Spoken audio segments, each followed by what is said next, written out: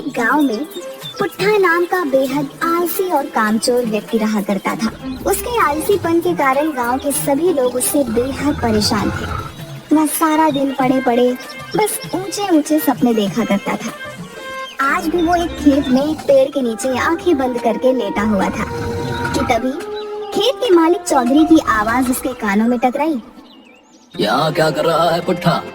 तुझे मैंने यहाँ काम पर रखा है या आराम करने के लिए है? कौन है भाई जिसने मुझे सपनों से जगा दिया?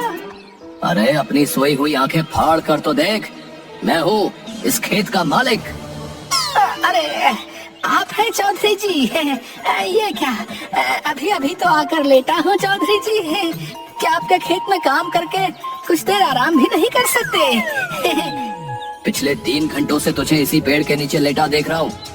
बाकी सब लोग मेहनत से फसल काटने में जुटे हुए हैं और तू तो यहाँ पर ऐसे आराम कर रहा है जैसे कि तू इस खेत का मालिक हो। चिंता मत कीजिए चौधरी साहब, एक दिन वो भी आएगा जब मैं तुम्हारे जैसे न जाने कितने खेतों का मालिक बनूंगा। दरअसल बात ये है कि ये छोटे मोटे काम मेरे लिए नहीं बने हैं, मैं कुछ बहुत बड़ा करने के लिए बना हूँ।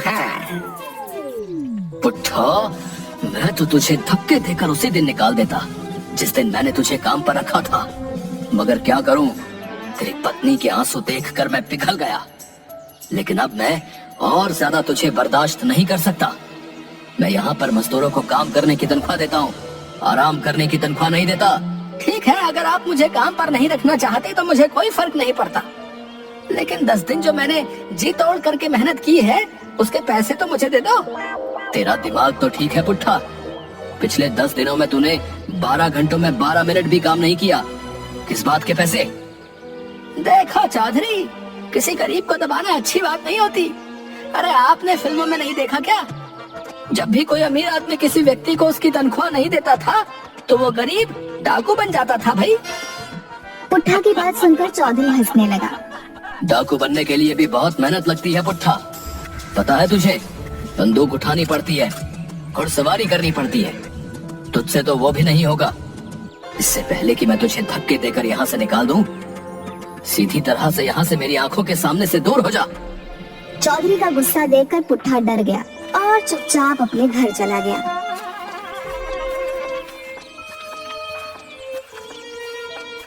दोपहर के वक्त पुट्ठा को घर पर देखकर उसकी पत्नी शर्मिली को गुस्सा आ गया। अरे इतनी जल्दी काम से कैसे आ गए? तुम्हारा काम तो शाम को खत्म होता है ना? चौधरी ने मुझे काम से निकाल दिया। काम से निकाल दिया? लेकिन क्यों? अरे मैं उसके खेतों में 10 मजदूरों के बराबर जी तोड़ मेहनत करके काम कर रहा था। कुछ मिनट पेड़ के नीचे आराम करने के लिए क्या बैठ गया है, वो बुरी तरह से भड़क गया। हे भगवान, बड़ी मुश्किल से तो चौधरी के सामने आंसू बहाकर तो तुम्हें काम दिलवाया था, लेकिन तुम्हें वहाँ से भी निकाल दिया गया। आखिर तुम्हारा ये आलसपन कब जाएगा? कब तुम कामचोर से एक मेहनती इंसान बनोगे? गांव की सारी औरतें मेरा मजाक उड़ाती हैं। अरे तुम उनकी बातों पर ज्यादा ध्यान मत दिया करो। कितनी बार कहा है कि औरतों की तो आदत ही है एक दूसरे का मजाक बनाना। तुम्हें अपनी पत्नी का मजाक उड़वाना तो मंजूर है, लेकिन काम करना मंजूर नहीं है। अरे और पत्नियों को तो शिकायत रहती है कि उनके पति उनके साथ ज्यादा समय नहीं बिता पाते। तुम्हें तो खुश होना चाहिए शर्मिली कि तुम्हारा पति तुम्हारे हमेशा आसपास रहता है। इस तरह से तुम्हारे आसपास होने से मुझे क्या फायदा? इससे तो अच्छा तुम गायब हो जाओ। रसोई घर में कल रात ही आटा खत्म हो गया और राशन भी बिल्कुल नहीं है। मुझे कोई मतलब नहीं है, कहीं से भी लाओ पर राशन लेकर आओ। मैं राशन कहाँ से लेकर आऊँगा शर्मिली? चौधरी ने मुझे 1 पैसा भी नहीं दिया। पैसे काम करने के दिए जाते हैं, आराम करने के लिए नहीं दिए जाते। जो भी हो, मैं तुम्हें काम पर लगवाते लगवाते तंग आ चुकी हूँ। जाओ किसी से उधार मांग कर लाओ या डाका डाल कर लाओ, लेकिन आज तुम्हें महीने भर का राशन लेकर आना है। उसके बाद तुम महीने भर आराम से चाहे तो सोते रहना, मैं तुमसे कुछ नहीं बोलूंगी। और सुनो, राशन लिए बगैर घर में घुस मत जाना। इतना कहकर शर्मिली ने वहाँ रखा चाकू गुस्से से उठा लिया। ये क्या कह रही हो शर्मिली? मैं तुम्हारा पति हूँ, क्या तुम मुझे मारकर विधवा बनोगी? इससे तो अच्छा मैं विधवा ही सही रहूंगी। कम से कम मुझे सुकून तो होगा कि मैं विधवा हूँ, मेरा पति मर चुका है। शर्मिली का गुस्सा देख पुट्ठा तुरंत बाहर आ गया और बड़बड़ाते हुए बोला, हे भगवान, बच गया आज। ये शर्मिली को आज क्या हो गया? आज तो मेरी खैर नहीं। आज तो शर्मिली ने साक्षात काली का रूप ले लिया। लेकिन मैं राशन कहाँ से लेकर आऊंगा? गांव के हर व्यक्ति से तो मैं उधार मांग चुका हूँ। कोई तरकीब तो निकालनी पड़ेगी, नहीं तो आज शर्मिली मुझे नहीं छोड़ेगी। हाँ। तभी शर्मिली अंदर से चीख कर बोली, बाहर खड़े मत रहो, महीने भर का राशन लेकर आओ। जाता हूँ। पुट्ठा तेजी से बाजार की ओर चल दिया।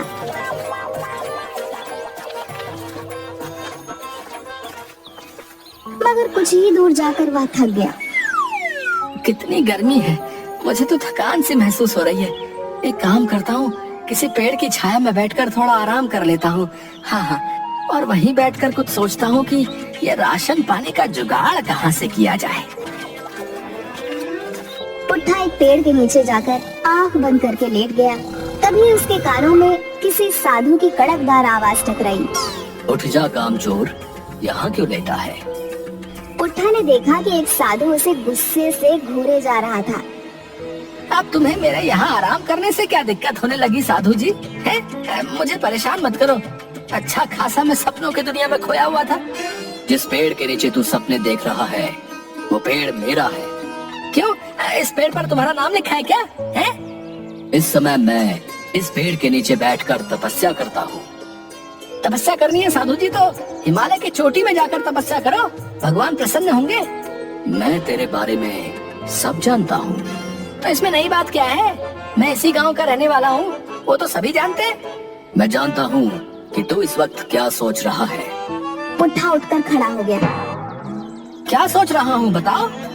तू सोच रहा है कि तू महीने भर का राशन कहाँ से लेकर आएगा और कैसे लेकर आएगा। अरे आप तो वाकई बहुत पहुँचे हुए साधु हैं, लेकिन इससे मुझे क्या घंटा फर्क पड़ता है? अरे मन की बातें तो बहुत से साधु बता देते हैं, पर मदद कोई नहीं करता। पुट्ठा की बात सुनकर साधु मुस्कुराते हुए बोला, अगर मैं तेरी मदद करूँगा तो क्या तू मेहनती बनेगा? जब तुम मेरी मदद करके मुझे धन दौलत दे दोगे तो मुझे मेहनती बनने की क्या जरूरत है? लेकिन वो सब बातें बात की हैं, तुम मेरी मदद कैसे कर सकते हो? पुट्ठा की बात सुनकर साधु ने अपना हाथ हवा में घुमाया कि अचानक एक मुर्गी साधु के हाथ में आ गई। अरे साधु जी, आप तो जादूगर भी मालूम होते हो। ये जादू नहीं मूर्ख, सिद्धि है। तुझ जैसा आम इंसान नहीं समझेगा। अब मेरी बात को ध्यान से सुन। इस मुर्गी को अपने घर ले जा। क्या साधु जी है? इस मुर्गी का भला मैं अचार डालूंगा? अरे मैं और मेरी पत्नी तो शाकाहारी हैं। मूर्ख व्यक्ति, पहले मेरी बात तो पूरी सुन। ये मुर्गी रोज एक अंडा देगी। समझ गया साधु महाराज, आगे बोलने की जरूरत नहीं है। और मैं उस अंडे को बाजार में बेच दूं? मूर्ख, ये तुझे रोज सोने का अंडा देगी। तो उस सोने के अंडे को रोज बाजार में बेच आना। धीरे धीरे करके तू अमीर हो जाएगा और तेरे सारे सपने पूरे हो जाएंगे। इसमें तो बहुत वक्त लग जाएगा साधु जी। मैं रोज रोज करके इसका अंडा देने का इंतजार नहीं कर सकता। मुझे आप ऐसी मुर्गी दे दीजिए जो एक बार में ही ढेर सारे सोने के अंडे दे दे, और फिर ये मुर्गी तो कल से अंडा देगी। मुझे तो अभी महीने भर का राशन लाना है। साधु ने क्रोधित होकर अपना हाथ दोबारा हवा में लहराया और मुर्गी गायब हो गई। तू सिर्फ कामचोर ही नहीं बल्कि मूर्ख भी है। अब जो भी हो साधु जी, मुझे तो तुरंत अमीर बनना है। साधु ने अपना हाथ फिर से लहराया कि तभी उसके हाथों में एक कुल्हाड़ी आ गई। ये ले, इस कुल्हाड़ी को अपने साथ लेकर जा। इस कुल्हाड़ी की खासियत ये है कि तू इस कुल्हाड़ी को जिस पेड़ पर भी चलाएगा, ये कुल्हाड़ी उस पेड़ को अपने आप काट देगी और तू उन लकड़ियों को बाजार में बेच आना। ये कैसी बातें कर रहे हैं साधु जी? है कुल्हाड़ी ही देनी थी तो सोने की देते। अब आप ही बताइए, लकड़ियाँ बेचने तो मुझे बाजार जाना पड़ेगा ना, उसमें मेहनत लगेगी, वो मैं नहीं कर सकता। पुट्ठा की बात सुनकर साधु बुरी तरीके से झुंझला गया। तो फिर तुझे क्या चाहिए? साधु की बात सुनकर पुट्ठा बहुत ही गहरी सोच में डूबते हुए बोला, फिलहाल तो मुझे आपके पास जितने भी पैसे हो वो मुझे दे दीजिए, ताकि मैं महीने भर का राशन भरवा लूं। पुट्ठा की बात सुनकर साधु ने एक नोट निकालकर पुट्ठा को थमा दिया। ये ले। ये तो सिर्फ 50 रुपए है, इससे महीने भर का राशन तो क्या आज का भी राशन नहीं आ पाएगा। आपको पता भी है महंगाई कितनी हो गई है। कहाँ तो आप सोने का अंडा देने वाली मुर्गी मुझे दे रहे थे, और आपकी अपनी जेब से निकला क्या सिर्फ 50 रुपए। मूर्ख व्यक्ति, मैं अपने पास सिर्फ उतने ही पैसे रखता हूँ जितना मैं अपने पेट में अन्न ग्रहण कर सकूं। बाकी सिद्धि और मोह माया की बातें तेरे जैसा बेवकूफ क्या जाने। तेरा कुछ नहीं हो सकता। इतना कहकर साधु वहाँ से चला गया। चलो कम से कम 50 रुपए तो मिले। पुट्ठा 50 रुपए लेकर बाजार घूमने लगा।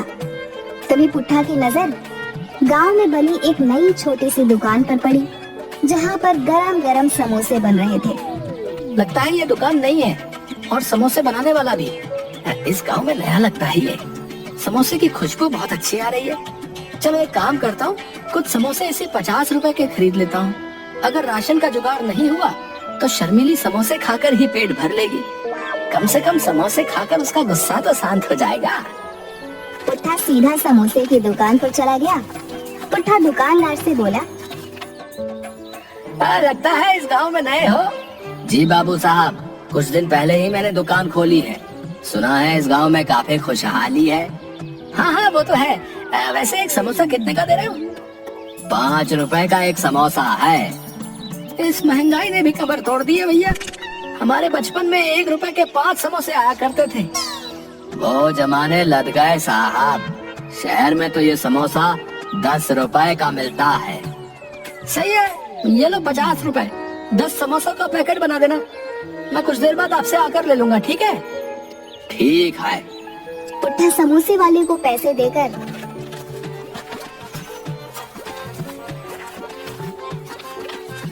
बाजार में इधर उधर नजरें दौड़ाने लगा।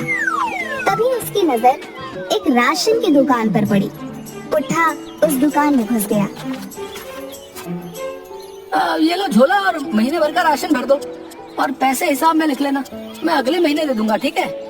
मैं तेरा दिमाग तो ठीक है पुट्ठा, हैं? अबे तूने तो पिछली उधारी ही नहीं चुकाई। पिछले 6 महीने से तू मुझसे यही कह रहा है कि कल दे दूंगा, कल दे दूंगा। मेरे पैसे देना तो दूर, तू उल्टा उधार मांगने वाला चला आया। आ गया से। अरे अगर राशन नहीं देना तो अकड़ क्यों रहे हो भैया? हैं? आपको किसी गरीब की बेइज्जती करते हुए शर्म नहीं आती? अबे तू पिछला उधार दिया नहीं और नया उधार मांगने और आ गया। तेरी आरती उतारो क्या है बे? देख पुट्ठा, मैं तुझे 1 रुपए का भी उधार नहीं देने वाला। सबसे पहले पिछली उधारी चुका, और उसके बाद जो भी सामान खरीदना है नगद खरीद। तभी दुकानदार के पास उसका नौकर भोला आ गया। दुकानदार भोला से बोला, अरे भोला, वो जो समोसे वाला है, उससे तू मेरी पत्नी का हार छुड़वा आया क्या? हाँ साहब, मैंने उसे पूरे पैसे दे दिए। भोला की बात सुनकर पुट्ठा सोच में पड़ गया। उसने आंखों के इशारे से भोला को अपनी ओर बुलाया। इतनी बड़ी राशन की दुकान का मालिक होकर इसने उस समोसे वाले को अपनी पत्नी का हार क्यों दे दिया? अरे वो समोसे वाला जो है ना, समोसे के साथ साथ ब्याज का भी काम करता है। मालिक को पैसों की जरूरत थी, तो उन्होंने अपनी पत्नी का हार समोसे वाले के यहाँ गिरवी रख दिया। आज पैसे देकर वो हार छुड़वा लिया। तभी पुट्ठा के दिमाग में एक विचार आया। बड़ा अकड़ रहा था ना, अभी तुझे बताता हूँ।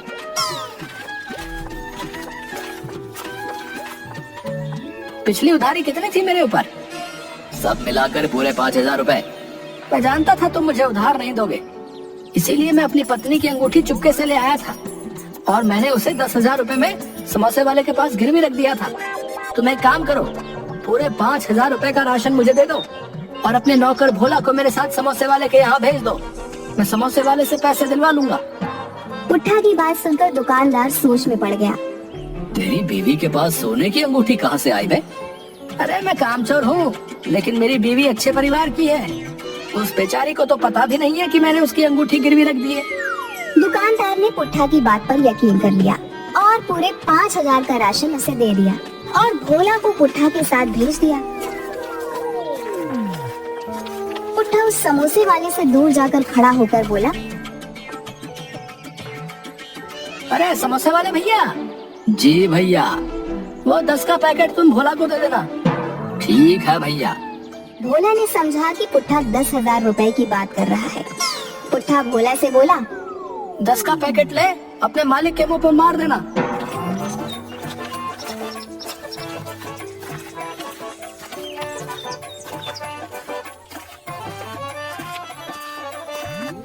राशन देकर शर्मीली हैरत में पड़ गई। ये महीने भर का राशन कहाँ से ले आए तुम? अरे तुमने तो कहा था चोरी करके लाओ या डाका डाल कर लाओ, कहीं से भी लाओ, तो मैं ले आया भाई। हे भगवान, उस वक्त मैं गुस्से में थी। तुमने कहीं वास्तव में चोरी तो नहीं की? अरे नहीं नहीं शर्मीली, इस बार मैंने अपना तेज दिमाग का इस्तेमाल किया है। अब देखना, कुछ ही दिनों में मैं तुम्हें रानी बना दूंगा, रानी। हाँ। पुट्ठा ने इतना कहा ही था कि तभी राशन वाला पुलिस लेकर वहाँ पहुँच गया और पुट्ठा की सारी करतूत पुट्ठा की पत्नी को बता दी।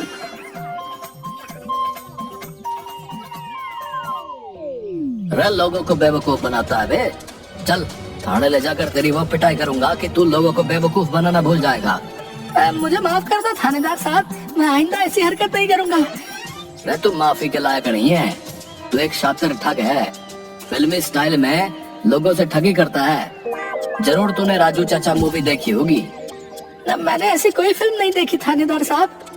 अबे अगर ऐसी कोई मूवी नहीं देखी तो फिर उसी स्टाइल में ठगी करने का विचार तेरे दिमाग में कैसे आ गया? इन्हें माफ कर दीजिए थानेदार साहब, इनकी तरफ से मैं माफी मांगती हूँ। ये जो राशन दुकानदार साहब को बेवकूफ बना कर लाए हैं, तो वो पूरा राशन वापस करने को तैयार हूँ। इतना कहकर शर्मीली ने सारा राशन उस दुकानदार को पकड़ा दिया। पुलिस वाले को तो शर्मीली के ऊपर तरस आ गया और उसने पुट्ठा को छोड़ दिया।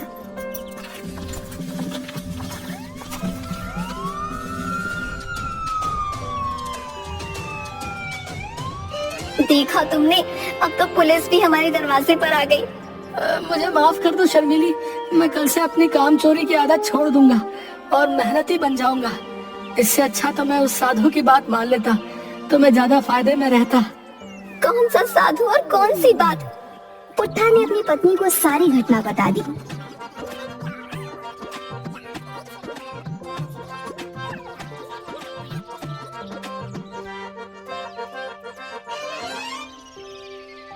साधु ने बिल्कुल सही कहा था, तुम वाकई एक बेवकूफ आदमी हो। अपने नाम के मुताबिक पुट्ठा के पुट्ठा ही रहोगे। उस रात शर्मीली और पुट्ठा भूखे ही सो गए और अगली सुबह शर्मीली जब आँख खोलती है तो शर्मीली ने देखा उसके बगल में कुछ पैसे रखे हुए थे। शर्मीली ने तुरंत अपने पति पुट्ठा को उठाया। ये पैसे कहाँ से आए? पैसों को देखकर पुट्ठा सोच में पड़ गया।